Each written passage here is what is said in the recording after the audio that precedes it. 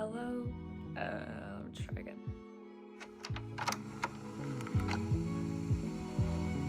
Hello, future me, or people of the world. Today is January 1st, 2022. And I guess it's also the start of this potential journey to study abroad in South Korea. Honestly though, this process started in October for applications, and now we're in the last month.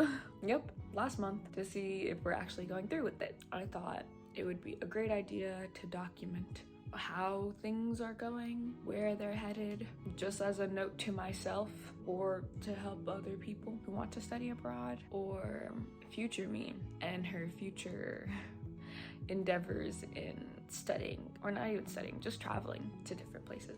I want to go to so many places, and this is like the first step, the first big step in going away and like seeing how life abroad is, like the process, and especially in these trying times amongst, you know, a global pandemic that's changing basically every day. It's gonna be interesting.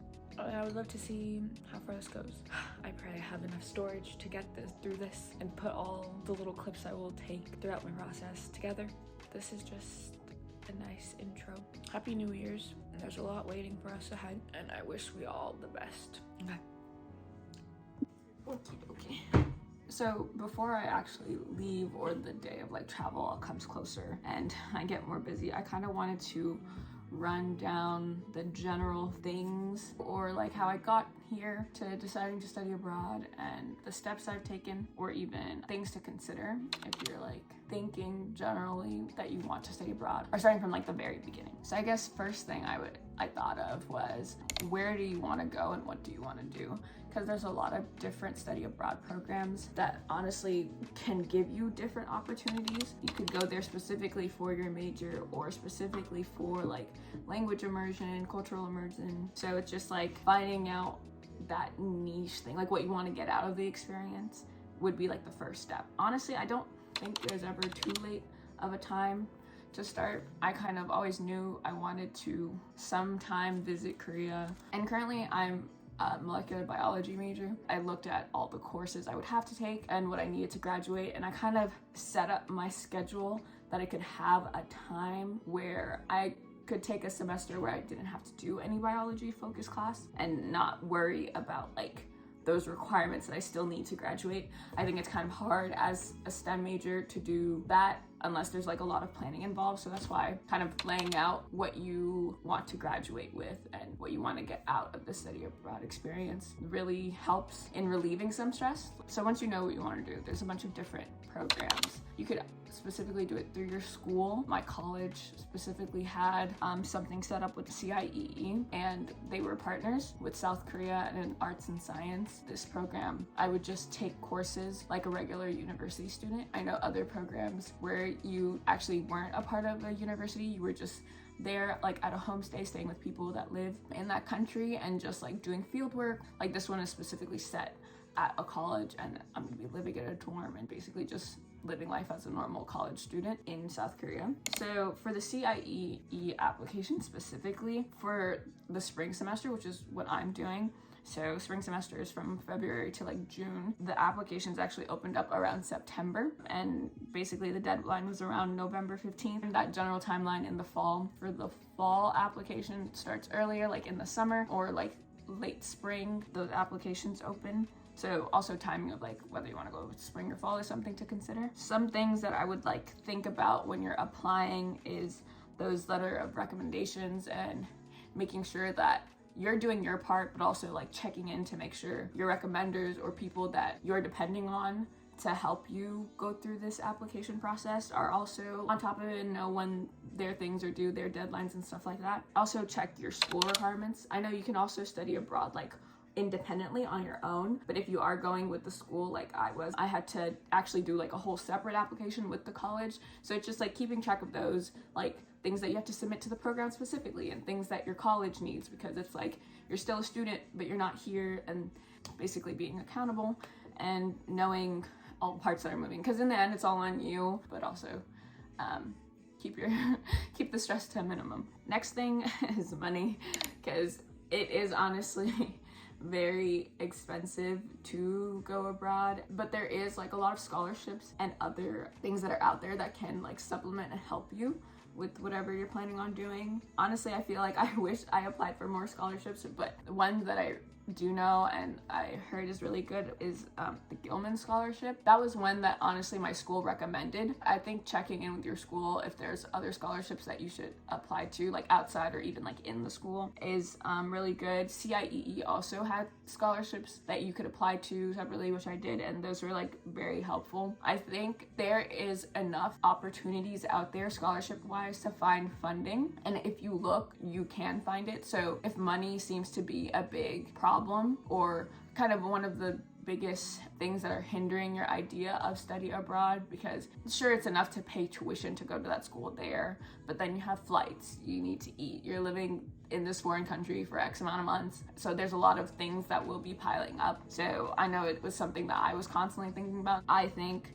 reaching out and honestly doing a nice good search, you can find many scholarships that can give you, just even if it's just like $500 or something, I think it all adds up. So don't let that completely stop you from not even thinking about it. I'm very happy that I didn't let the idea of not having enough funds to go stop me from like applying and looking out, because right now it's like I'm almost there and I feel really good about it. So don't let that stop you. And now in regards, I guess this is kind of different because I watched a lot of videos like of study abroad and the whole process, and we're in a new time with COVID and everything. So honestly, I don't know if COVID's gonna just suddenly one day disappear. It would be amazing if it did. But if you're planning on studying abroad soon and you know, COVID is still out here running rampant, she's really spicing things up. I think being on top of the requirements of that program in regards to like vaccination, boosters, or even travel arrangements,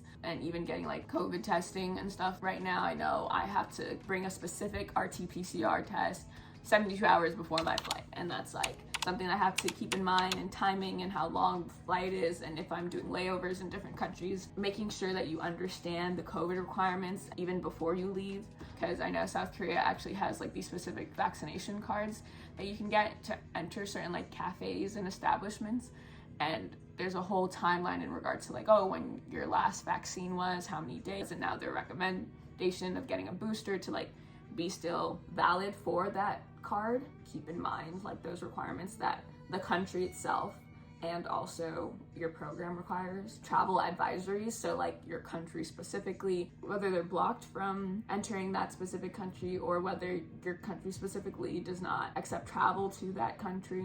There's a lot of different things to be mindful of when trying to study abroad during this pandemic. And then in regards to visa applications, I'm still in the midst of completing that right now. It's, let's see, what's today? Today's January 8th? No, January 9th. Yeah, it's been a minute. There's a lot of different documents and things that take time, especially like I think it was so weird applying for the spring because, you know, we have a whole winter break, Christmas, other holidays, New Year's, so a lot of people are just like not here. So timing wise in regards to like getting my visa is something that I'm like constantly have to be on track of, and being mindful of when things are due and who I need to submit what, or things that I need before I can even get on the plane. I guess those were my 5 big things when it comes to study abroad, like in order of how I've been handling it or how the process has been going for me. First was just deciding where and what I wanted to do abroad, and then finding out programs and things that fit the criteria or what I was looking for specifically. Then completing the applications and keeping on track of what my school requires, or if you're going independently, what the program requires. Next was in regards to funding and scholarships, looking to see specific scholarships for the specific country you're going to, or even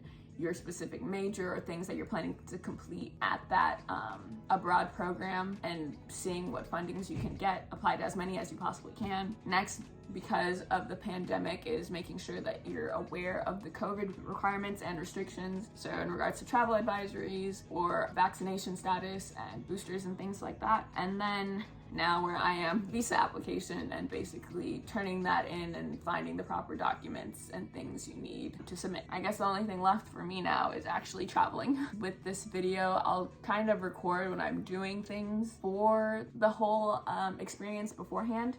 So basically getting my visa, taking some vaccines. Ooh, that's also important. As someone from the US who's never traveled to any country, the CDC has actually certain vaccines that they recommend you do, and one of which is the Japanese influenza vaccine. I'm pretty sure that's right.